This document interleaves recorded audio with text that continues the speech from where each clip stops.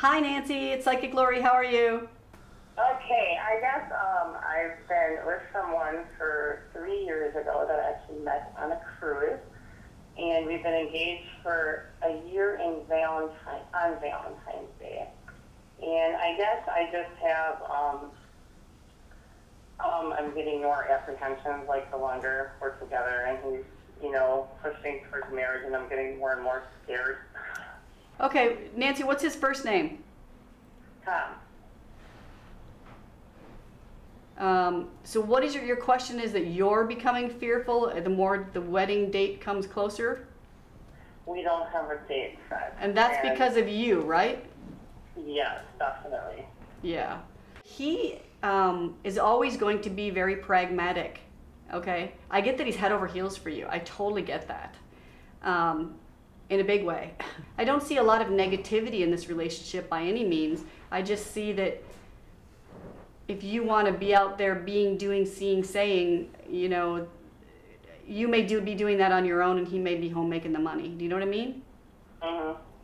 So think about that. I'm not saying that this relationship's not doable. I'm just saying it's going to take some compromise to get to where you both agree on the way you want to live your lives. If you come to that compromise, then it's very doable. But you again, your ability to shut down an introvert rather than talk about something, that's not healthy for the relationship. And I feel like he's kind of nips at you like, let's talk about this, let's talk about this, let's talk about this. And then you're like, whatever. Yeah. Yeah. So, you have to learn how to communicate, your needs, your wants, your desires with him 100% up front, because the last thing you want to do is get into a marriage and then you're going to resent him for taking away parts of you that you weren't giving to begin with. Oh, yeah, absolutely. Right. So, my suggestion on that is to have you, seek out a counselor or a life coach or somebody like that. Prior to getting married, to see if we can get you to open up and talk about, your stuff with him, Right. Because whether it's him, Nancy, or it's anybody else that you're going to have a relationship with, the issue's still there. The issue lies within you. It seems like I find somebody that's completely great for me, and the more that I realize that that's great, the more I'm like, I freak out. Yeah. Yeah. And he's obviously pushing the date of marriage, and I guess I'm wondering if,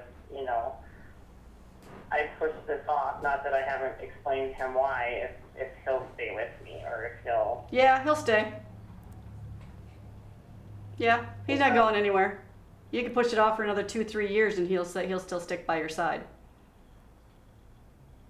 Okay. I mean, he's head over heels for you. He'll give you as much time as you need. He may not like it from time to time, but he'll still stick by you, for sure. There's a great book out there. Write this book down, Nancy. It's called Feel the Fear and Do It Anyway. Okay? Okay. I know you like to read, and you love to pick things apart and figure things out, so this will be a really good book for you. Okay? All right. It's called Feel the Fear and Do It Anyway. I believe it's by Carol Tuttle. Okay, it's an older book, but it's a good book. And it'll give you some choices. It'll help you, kind of unpack some of the stuff that you're dealing with. And don't shoot yourself in the foot here, because you got a good thing.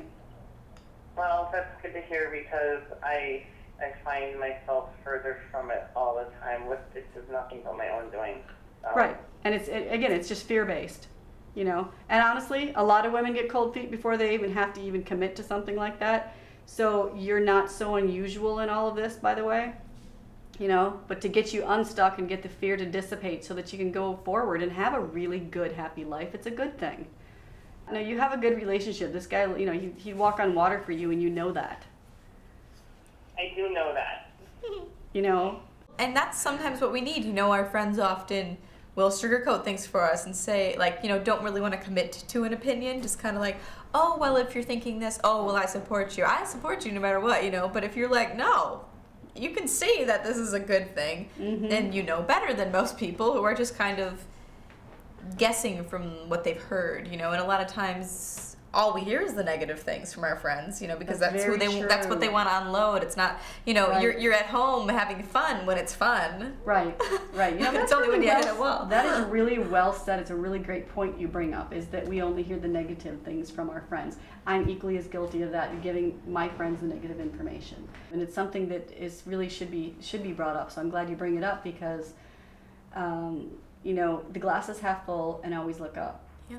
You know, so if you can bring yourself to a positive place in life, and realize that you know, the negative stuff is something that we tend to you know, dump on our girlfriends. So as you say, our girlfriends get together and all we hear is the negative. They run into them and the boyfriend, and they're like, ooh, hi, how are you doing? Huh, hi. You know? Yeah. How are we ever supposed to like the boyfriend or support it Right. if that's really what's meant to be? Because of, you know, like, well, Exactly. he's such a jerk. Right, right, right. Of course you shouldn't be with him. Right, and really they're not. They're just it's the balancing act, the juggling act, you know, as we all do in a relationship, you know. So that's a really good point, that maybe we should share some of the positive stuff with our girlfriends about Yeah. our relationship and our life, rather than just the negative.